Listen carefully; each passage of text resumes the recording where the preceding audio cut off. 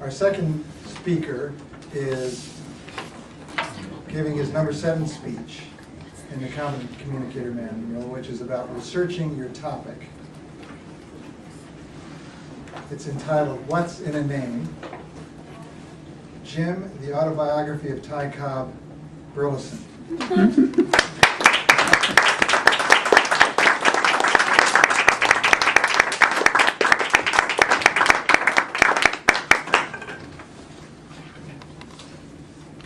This is a lot bigger crowd than I expected, so I hope you're not obstreperous.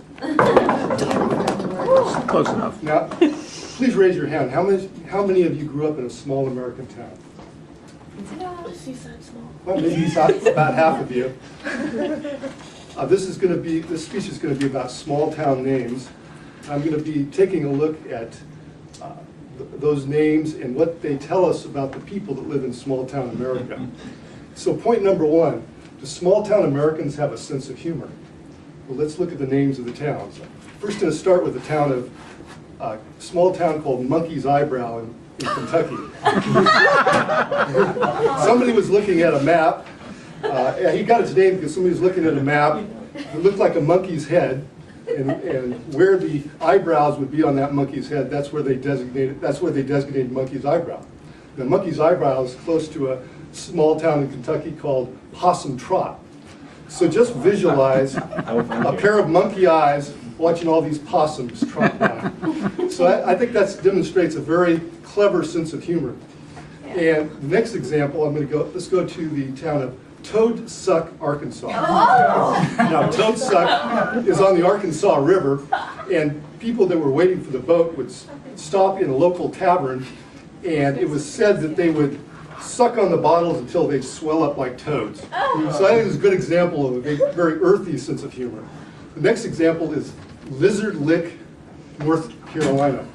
Now, somebody was passing by and saw a group of lizards just sort of on a fence rail, and they were just sunning themselves and licking themselves. And so that's how I got the name Lizard Lick. So I think that's another example of a colorful sense of humor. There's a lot more, but one of my favorites is the town of Knott, N-O-T, Missouri.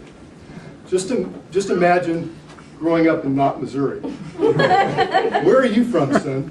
Knott, Missouri. Well, I get the part about your not being from Missouri, but where are you from? Knott, Missouri. It kind of reminds me of the old classic Abbott and Costello routine, who's on first?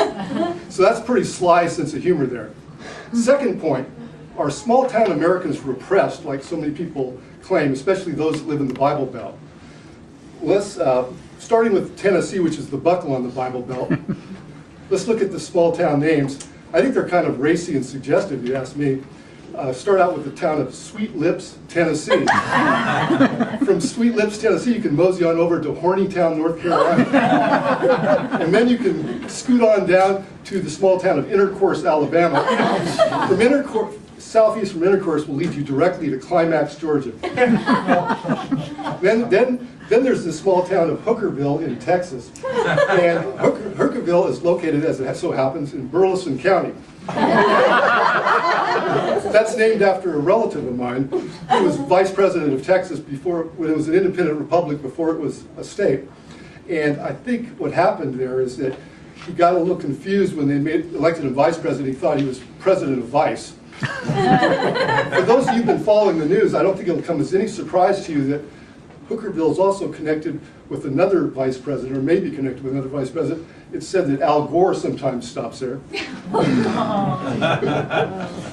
I want to strongly recommend that before you visit Hookerville, you first stop by in the town of Protection, Kansas. Now, point number 3, are small town Americans a little bit strange and bizarre?